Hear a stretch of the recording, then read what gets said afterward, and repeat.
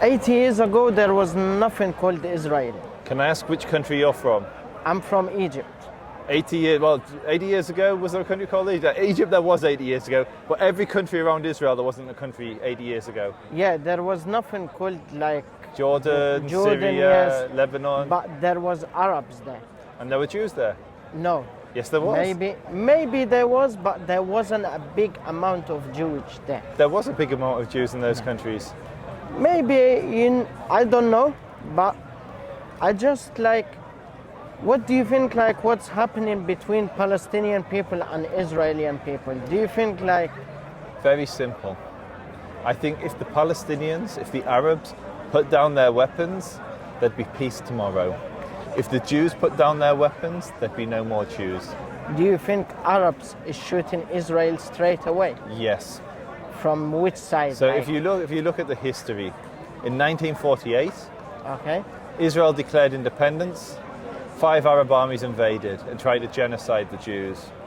If you look at every juncture, every point in history, it's the Arabs that have tried to annihilate the Jews. You look at everyone in this park, they tell me every week, the Muslim armies are coming and they're going to destroy Israel. They're going to destroy the Jews.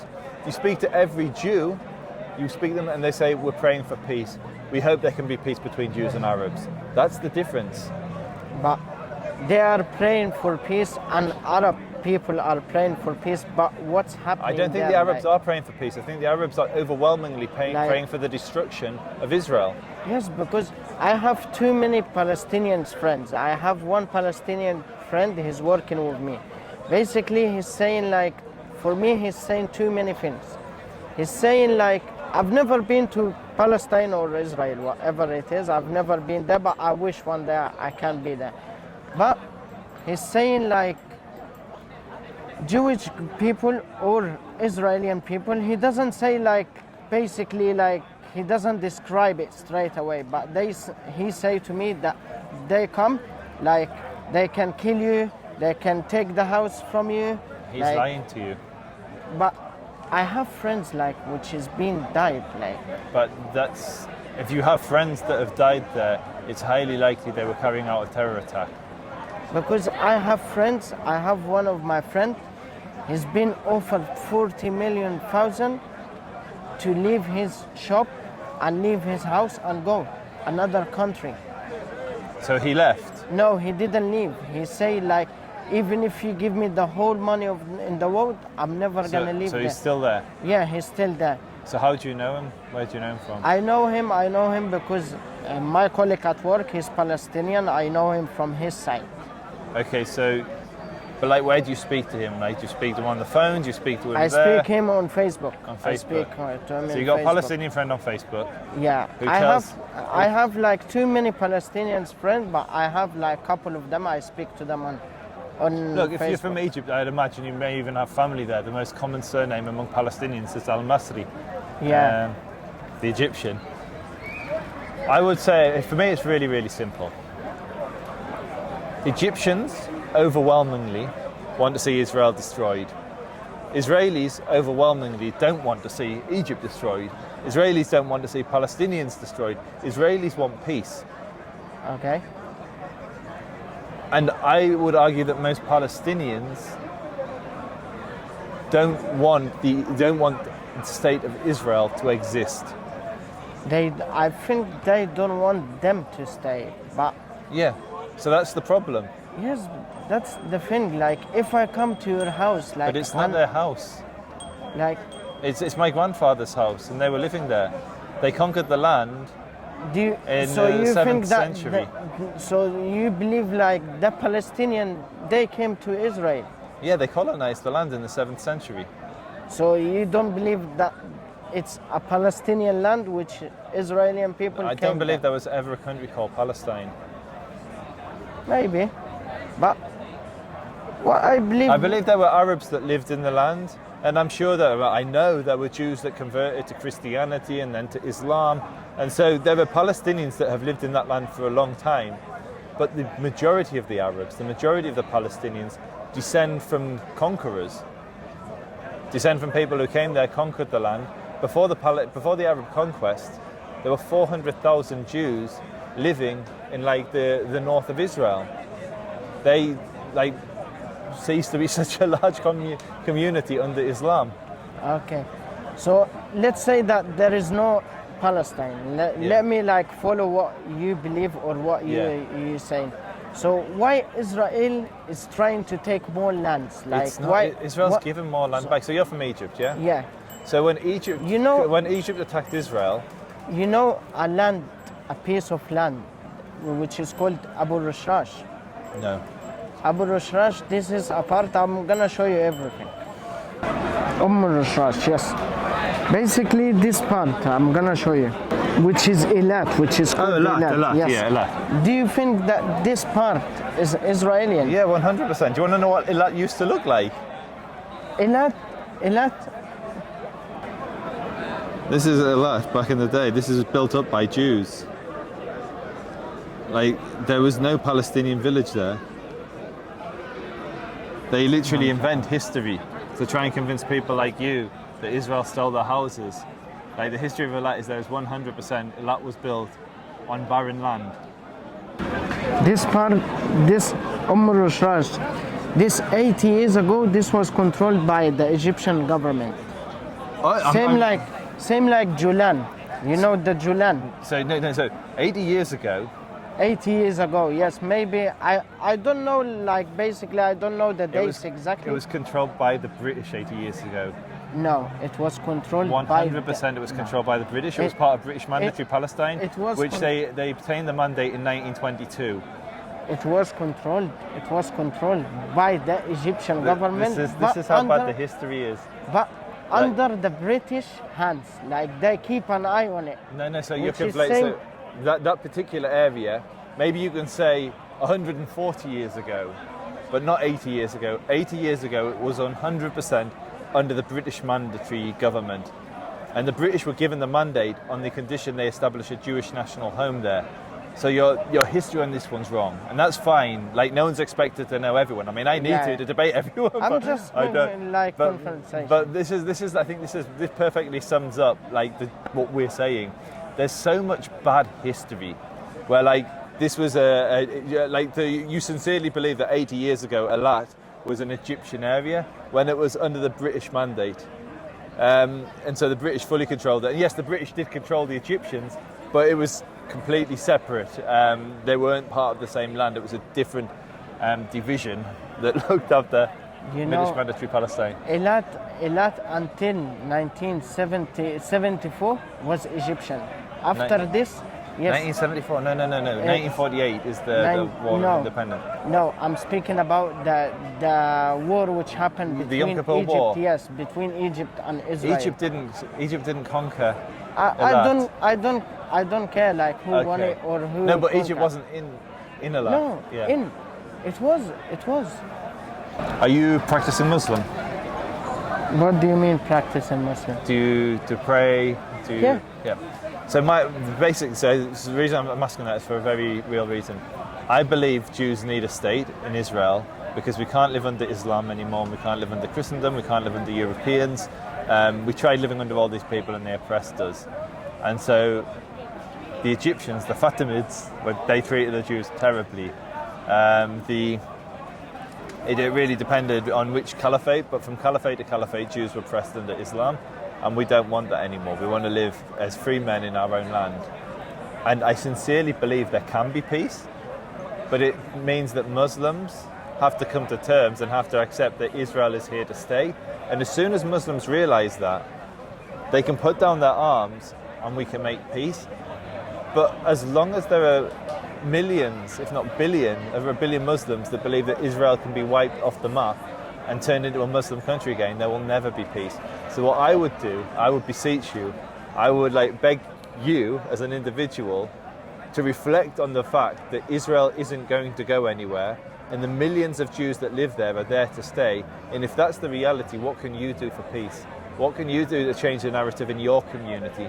What can you do to help other Muslims, other Egyptians, accept that Jews are going to be their neighbour for centuries to come? I don't mind. For me, personally, I don't mind Jewish staying there. I don't mind Muslim, Alhamdulillah. Christian, whatever. I don't have a problem Yeah. as Jewish people or with a Jewish people. No, I believe like Jewish or whatever, like whatever religion is a religion, like something you believe, and Muslim is something, Islam what Yeah. is something I believe. I don't have a basically problem with Jewish people, but I'm speaking about what's happening in the land. Yeah. In the land between the Jewish people and the Muslim people. Even if there was no Muslim people, it was happening between Jewish people and Christian people, I will still speak because it's still a human being. Yeah. People are dying from Jewish people, I know. People dying from Muslim people, I know. It's a human being. Like, what do you think at the end of this story? Like, I want to see like what's gonna happen. Like, I think truthfully, I think what will happen is at some point, most Muslims will come to terms with the fact that Israel is here to stay, and they'll make peace with Israel, just like the United Emirates have, just like Oman has, just like Morocco has, just like Jordan has. so Just like do you think as a government or as a country? Like, because I think it changes from. So I think in Egypt, In the Egypt- government made peace, but the people hate Israel. I think in the United Arab Emirates, the government made peace and the people love Israel. So I I think don't it changes from country to country. I don't think as a Arab people, no. As a government, they do it. Like, they do it. As a government, they do it. I don't have a basically problem as Jewish people. I'm having a problem what's happening over there. Like, you can see what's happened But in, does that in mean- last can you- Ramadan. Like, you remember what happened in last Ramadan? Yes, Hamas started a war. Yes, in Al-Aqsa Mosque. Whatever you are, like, there is nothing cold you can go and a place which you can pray. Like, I don't Do you know. know what happens in Masjid Al-Aqsa? Do you know what Hamas use it for? What do you mean? Look, I'll show you what Hamas do in Masjid Al-Aqsa. I'm not speaking about. I'm not speaking No, but that's about. what I'm saying. Hamas start a riot from Masjid Al-Aqsa, throwing rocks and Molotov cocktails from our sacred space, from our shared sacred space, and they start a riot there. And then the Muslim world goes, look at what the IDF are doing. But it's like, no, the IDF are only responding to Hamas and Palestinians attacking Israelis from Masjid Al-Aqsa. Israel wouldn't be doing anything if they weren't attacked. So And you, so these thugs defile our shared holy space. Like Masjid Al-Aqsa is sacred to you, and it's our holiest site. Bayt al-Maqdis, the complex, Haram al-Sharif, Yeah. is the holiest place for Jews. Not the wall, the actual the platform, The platform, and yeah. where Qubbat al-Sakra is, was our most important place in the world. And yet, Hamas cause riots there every year. They cause them this Ramadan, and they caused them the Ramadan before. And you have to ask yourself, if this site is holy, how can we let these thugs use it for their political ambitions? How can they stand in a mosque, piling up rocks and Molotov cocktails and fireworks and throwing them at the police from Masjid Al-Aqsa, from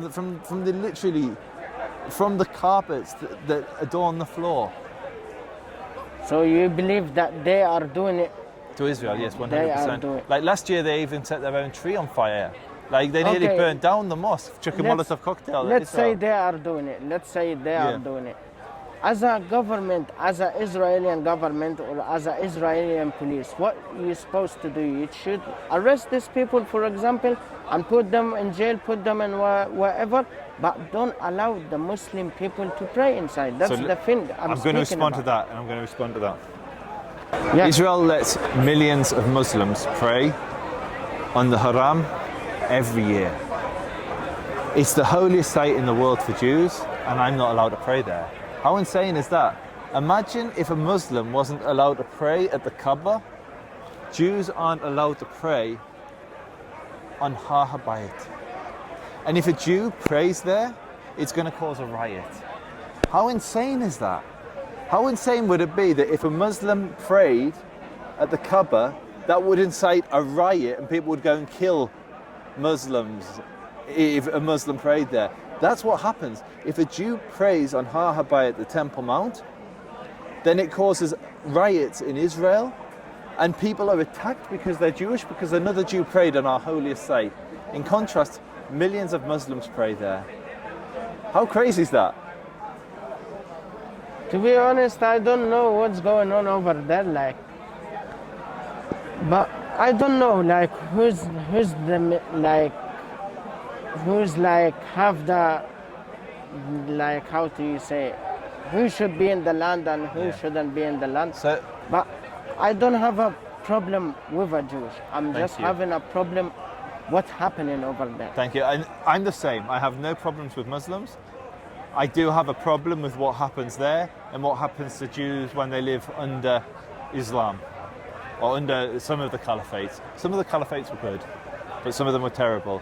And so I'm the same as you, and I think we both want peace. So my name's Yusuf. No problem. And my name is Mohab.